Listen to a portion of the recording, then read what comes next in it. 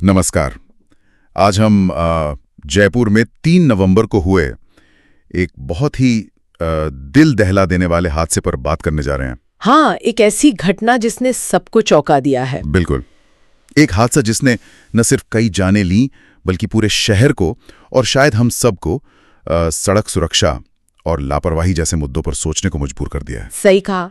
हमारे पास इस घटना से जुड़ी कई समाचार रिपोर्टें हैं, कुछ विवरण हैं जिनकी मदद से हम कोशिश करेंगे कि इस त्रासदी की परतें खोली जाएं, मतलब इसे समझा जाए। बिल्कुल। हमारा मकसद भी यही है कि सिर्फ घटना का ब्यौरा न दें, बल्कि जो भी जानकारी, जो स्रोत हमारे पास हैं, उनके आधार पर इसके पीछे के कारण क्या थे, इसका असर क्या हुआ और अब क्या कदम उठाए जा रहे हैं, इसे थोड़ा गहराई से समझें। हाँ, ये देखना कि स्रोत क्या बता रहे हैं और क्या बड़े सवाल खड़े होते हैं। हाँ, और ये विश्लेषण पूरी तरह से जो जानकारी हमें मिली है उसी पर आधारित होगा। तो चलिए शुरू करते हैं फिर। ये सब हुआ 3 नवंबर 2025 को। जयपुर का हरमाड़ा थाना इलाका है, वहां लोहा मंडी रोड कट के पास दोपहर का वक्त था। दोपहर का वक्त मतलब सड़क पर अच्छी खासी चहल पहल रही होगी। हाँ, आम दिनों की तरह ही। और तभी एक डंपर ट्रक वो अचानक बेकाबू हो गया। और ये जो अचानक बेकाबू होना है, इसी में कई सवाल छुपे हैं, है ना? सही। क्या कोई तकनीकी खराबी थी या फिर ड्राइवर की हालत ठीक नहीं थी? जो शुरुआती रिपोर्ट्स आ रही हैं वो तो दूसरी बात की तरफ इशारा कर रही हैं। सही, बिल्कुल सही कहा। खबरों के मुताबिक जो डंपर चालक है, कल्याण मीणा नाम बताया जा रहा है, वो गाड़ी को 100 किलोमीटर प्रति घंटे से भी ज्यादा रफ्तार पर चला रहा था। 100 किलोमीटर प्रति घंटा शहर के अंदर? हाँ, शहर की सड़कों के लिहाज से ये रफ्तार बहुत ज्यादा है, वो भी एक भारी वाहन के लिए। और ऊपर से पुलिस का कहना है कि वो शराब के नशे में था। जी। 100 की रफ्तार और शराब का नशा, ये तो मतलब अपने आप में एक जानलेवा कॉकटेल है। हाँ। एक भारी वाहन को कितनी रफ्तार पर संभालना वैसे ही मुश्किल है, और नशे में तो बिल्कुल। आप जानते हैं, प्रतिक्रिया देने की क्षमता लगभग खत्म हो जाती है। बिल्कुल, ये भी सोचने वाली बात है कि क्या उस सड़क पर कोई स्पीड लिमिट वगैरह या उसकी निगरानी का कोई सिस्टम था, या अगर था भी तो कितना असरदार था? ये भी एक अहम सवाल है। और देखिए, कहानी में एक और मोड़ है। ऐसा लगता है कि ये जो पूरी तबाही हुई, इसके शुरू होने से ठीक पहले डंपर की एक कार से टक्कर हुई थी। अच्छा? हाँ, और शायद इसी टक्कर के बाद ड्राइवर कल्याण मीणा वो घबरा गया। हो सकता है। और फिर नशे और घबराहट में उसने सही दिशा में रुकने या स्थिति संभालने की बजाय क्या किया, गलत दिशा में और तेजी से भागना शुरू कर दिया। ओह, ये पहलू तो बहुत महत्वपूर्ण है। मतलब पहली टक्कर शायद उतनी गंभीर न भी रही हो, हाँ, लेकिन उसके बाद ड्राइवर ने जो किया, उसकी प्रतिक्रिया ने स्थिति को एकदम भयावह बना दिया। हाँ। नशे के साथ जब डर मिल जाता है तो अक्सर इंसान तर्क से काम नहीं ले पाता। गलत दिशा में भागना, वो भी इतनी तेज रफ्तार से, ये दिखाता है कि वो बस भागना चाहता था, नतीजों की कोई परवाह नहीं थी शायद। या शायद नशे में वो सोचने समझने की हालत में ही नहीं था। ये भी हो सकता है। बिल्कुल। और इसके बाद जो हुआ वो किसी बुरे सपने जैसा है। वो अनियंत्रित डंपर लगभग 300 मीटर तक, सोचिए, करीब 3 फुटबॉल मैदान जितनी दूरी तक। 300 मीटर? हाँ, सड़क पर कहर भरपाता रहा। उसने एक के बाद एक 17 गाड़ियों को अपनी चपेट में ले लिया। 17 गाड़ियां? कारें, मोटरसाइकिलें, शायद कुछ ऑटो रिक्शा या दूसरे छोटे वाहन भी रहे होंगे। सब कुछ रौंदता हुआ वो आगे बढ़ता गया। 300 मीटर का विनाश पथ, ये कल्पना करना भी मुश्किल है सच में। बिल्कुल। इसका मतलब तो ये हुआ कि सड़क पर जो लोग थे उन्हें बचने का कोई मौका ही नहीं मिला होगा। जरा भी नहीं। और 17 गाड़ियों को टक्कर मारने का मतलब है कि उस छोटी सी दूरी में ट्रैफिक भी काफी रहा होगा।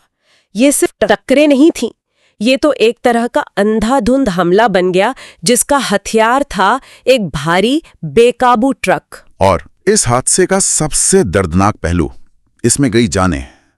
कुल 14 लोगों की मौत हो गई। 14? हाँ, कई शव तो इतने क्षत विक्षत थे कि उनकी पहचान करना भी मुश्किल हो गया। बताया जा रहा है कि मृतकों में बच्चे भी शामिल थे। ओह, बच्चे भी? ये सिर्फ आंकड़े नहीं हैं, ये पूरी की पूरी जिंदगियां हैं जो एक पल में खत्म हो गई। कितने परिवार उजड़ गए होंगे? 14 मौतें। ये संख्या ही अपने आप में स्तब्ध कर देने वाली है। हर मौत के पीछे एक कहानी है, एक परिवार है, सपने हैं जो अब कभी पूरे नहीं होंगे। और बच्चों की मौत की खबर तो सुनकर ही मन बहुत विचलित हो जाता है। सही कहा। ये हादसा हमें याद दिलाता है कि सड़क पर एक व्यक्ति की जरा सी लापरवाही का असर कितने बड़े पैमाने पर हो सकता है, कितना विनाशकारी हो सकता है। और मरने वालों के अलावा 20 से ज्यादा लोग घायल भी हुए हैं। 20 से ज्यादा घायल? हाँ, इनमें से कई की हालत गंभीर बताई जा रही है। वो अस्पतालों में अभी भी जिंदगी और मौत के बीच जूझ रहे हैं। उनके लिए, उनके परिवारों के लिए ये एक अंतहीन पीड़ा और संघर्ष का दौर शुरू हो गया है। शारीरिक चोटें तो हैं ही, मानसिक आघात भी बहुत गहरा होगा। बिल्कुल। घायलों की संख्या भी देखिए कितनी ज्यादा है। उनके इलाज का खर्च, उनकी रिकवरी और फिर भविष्य, इस हादसे का बहुत लंबा असर पड़ेगा उन पर। हाँ, कई लोग शायद हमेशा के लिए शारीरिक या मानसिक रूप से अक्षम हो जाएं। तो ये त्रासदी सिर्फ उन 14 लोगों तक सीमित नहीं है जिन्होंने जान गंवाई। नहीं, बिल्कुल नहीं। बल्कि ये उन 20 से ज्यादा घायलों और उनके सैकड़ों परिजनों की जिंदगी को भी हमेशा के लिए बदल देगी। ये नशे में ड्राइविंग के नतीजों का एक बहुत ही क्रूर सच है। अब बात करते हैं कि इस हादसे के बाद क्या कदम उठाए जा रहे हैं। पुलिस ने जो घायल डंपर चालक था, कल्याण मीणा, उसे अस्पताल से छुट्टी मिलते ही हिरासत में ले लिया है। अच्छा। और शुरुआती पूछताछ में उसने शराब पीकर गाड़ी चलाने की बात मान भी ली है। हाँ, तो कबूलनामा हो गया है। ये जांच की दिशा में एक पहला कदम तो है। हाँ, लेकिन जांच सिर्फ यहीं तक सीमित नहीं रहनी चाहिए ना। अब ये पता लगाना जरूरी है कि उसने कितनी शराब पी रखी थी, क्या शराब के अलावा कोई और नशीला पदार्थ भी लिया था। हाँ, ये भी एक सवाल है। इसी के लिए उसके blood sample forensic science laboratory यानी FSL भेजे गए हैं। तो FSL रिपोर्ट का इंतजार अहम क्यों है? इससे क्या पता चलेगा? देखिए, FSL रिपोर्ट से खून में अल्कोहल की सटीक मात्रा पता चलेगी। ये कानूनी तौर पर नशे की पुष्टि करने के लिए बहुत जरूरी होता है। अच्छा। और साथ ही ये रिपोर्ट ये भी बता सकती है कि क्या खून में ड्रग्स या कोई और नशीला पदार्थ मौजूद था। अगर ऐसा पाया जाता है तो ये मामला और भी गंभीर हो जाएगा। मतलब सजा पर भी असर पड़ सकता है। बिल्कुल। फिर ये सिर्फ लापरवाही का मामला नहीं रहेगा, ये जानबूझकर खतरनाक तरीके से गाड़ी चलाने का मामला बन सकता है। समझ गया। अब कानूनी कार्रवाई के साथ साथ मुआवजे की बात भी सामने आई है। केंद्र सरकार की ओर से प्रधानमंत्री राष्ट्रीय राहत कोष से मृतकों के परिवारों को 2-2 लाख रुपए और घायलों को 50-50 हजार रुपए की अनुग्रह राशि देने का ऐलान किया गया है। ये एक शुरुआती राहत तो है, खासकर उन परिवारों के लिए जिन्होंने शायद अपना कमाने वाला सदस्य खो दिया हो या जिनका इलाज का खर्च बहुत ज्यादा आ रहा हो। हाँ, लेकिन अक्सर ये सवाल उठता है कि क्या मुआवजे की रकम, क्या वो जान की कीमत या जो नुकसान हुआ है उसकी भरपाई कर सकती है? ये एक मुश्किल सवाल है। पर हाँ, आर्थिक मदद तात्कालिक जरूरतों को पूरा करने में सहायक तो होती है। यहाँ एक और पहलू भी है जिस पर ध्यान देना जरूरी है।